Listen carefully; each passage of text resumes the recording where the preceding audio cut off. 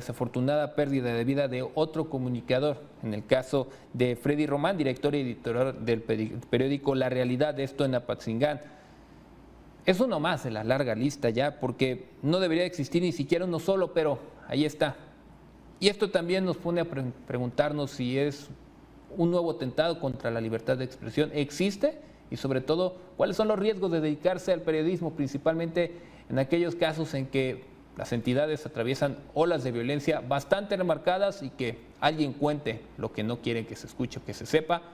Causa también este tipo de riesgos. Para hablar más sobre ello, ¿le parece si sumamos a la conversación a Leopoldo Maldonado, director de la Oficina Regional para México y Centroamérica de Artículo 19? Muchísimas gracias, director, por estar aquí esta mañana con nosotros. Primero preguntarle su opinión por la pérdida de un comunicador más, en este caso de Freddy, quien pues abordó su vehículo fuera de su domicilio, señal de que era más que identificado, y ahí fue donde fue el atentado contra su vida. ¿Cómo reaccionar ante esto? Muchas gracias primero que nada por el espacio, Francisco. Un saludo al auditorio. Pues reaccionar con mucha indignación porque finalmente lo que está sucediendo en México no es normal en ningún país. Hay que tomar en cuenta la magnitud de la tragedia que estamos enfrentando. En Ucrania, país en guerra, invadido hoy por Rusia y lo que ha desatado un conflicto armado, han asesinado a 8 periodistas. En México ya llevamos 15. Con esto queremos transmitirle al auditorio el sentido de apremio, no porque la vida de los periodistas valga más que el resto de la población, que en México desafortunadamente los asesinatos están a la orden del día, 65, 70 al día. Lo que estamos hablando es la intención de acallar estas voces que nos están informando. ¿Y de qué nos están informando? En la mayoría de los casos, Francisco, las agresiones en general y los asesinatos en particular, nos referimos a agresiones contra la prensa, aquellas que la buscan acallar, que la buscan inhibir. En la mayoría de los casos se están cubriendo temas sobre política y corrupción. Uno podría pensar que la fuente de más riesgo es la fuente de seguridad y justicia, o la policíaca, o como se le conozca, o la nota roja. No, es la de corrupción y política. En segundo lugar, la de seguridad y justicia, y en tercer lugar, la de derechos humanos. Evidentemente esto marca una pauta, pero además otro elemento: la mayoría de las agresiones las cometen las autoridades públicas en este país, sobre todo el nivel estatal y municipal. Entonces, eso da cuenta de que la narrativa de que es el crimen organizado el que está agrediendo a la prensa y el que le está matando es bastante cuestionable. Porque cuando nos damos cuenta, las víctimas que estaban cubriendo, la mayoría de las veces cubrían sí temas de crimen organizado, pero también la colusión de los grupos criminales con los políticos locales. Ahí están las claves para entender lo que está pasando. Pero los únicos que no quieren entender son los fiscales, las autoridades, que en lugar de condenar la agresión tendrían que estar llevando a cabo una investigación diligente y exhaustiva para acabar con la impunidad rampante que impera en este país. Es algo que ya lleva bastante tiempo, es decir, no es nada más durante 2022.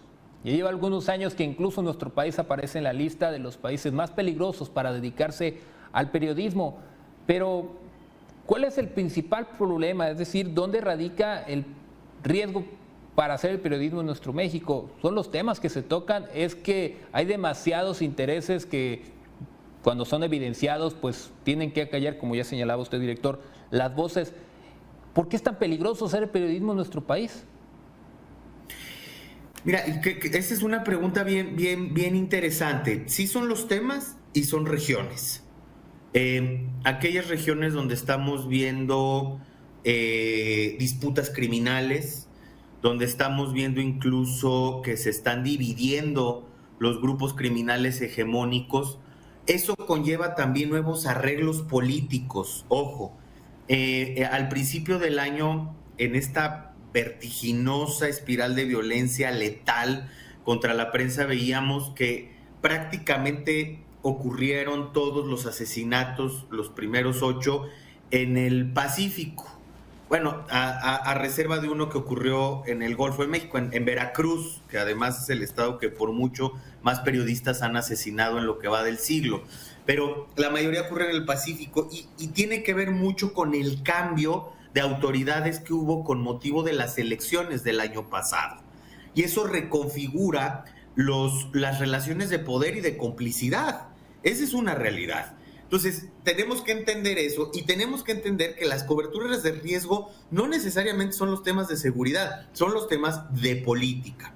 Si a eso sumamos la impunidad de prácticamente el 98% de los casos que no se resuelven en los crímenes contra la prensa, si a eso sumamos un discurso estigmatizante todos los días desde la palestra pública, empezando por el presidente, pasando por los gobernadores y presidentes municipales, que se dedican a atacar a la prensa, que es una moda, ya atacar a la prensa y hacerse víctimas ellos mismos como funcionarios públicos, evidentemente se genera un caldo de cultivo propicio para este nivel de violencia sin precedente. Este año estamos presenciando, estamos atestiguando una carnicería de periodistas.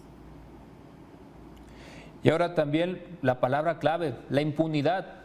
Todos estos casos, sí hay detenidos, pero en cuanto a sentencias se refiere, en cuanto a lo que va después de las vinculaciones a proceso de los presuntos responsables, ahí estamos atorados y la falta de impartición de justicia parece da un permiso, desafortunadamente llamarlo así, para que se pueda atentar contra los periodistas, ¿no? Así es, Francisco, la impunidad es el principal aliciente para la violencia en todos sus niveles y contra todas las personas, pero en este caso contra los periodistas también.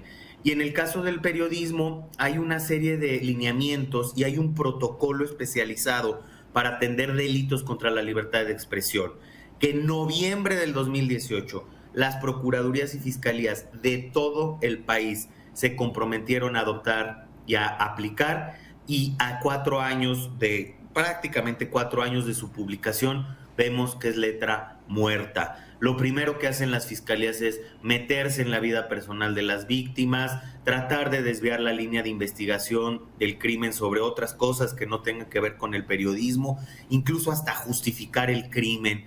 Escuchábamos al gobernador Diego Sinoé en Guanajuato con el asesinato de un colega en San Luis de la Paz, Ernesto Méndez, el pasado 3 de agosto, es que estaba tomando a deshoras. La semana pasada el asesinato de Juan Arjón en Sonora, decía la fiscal, es que consumía no sé qué sustancias.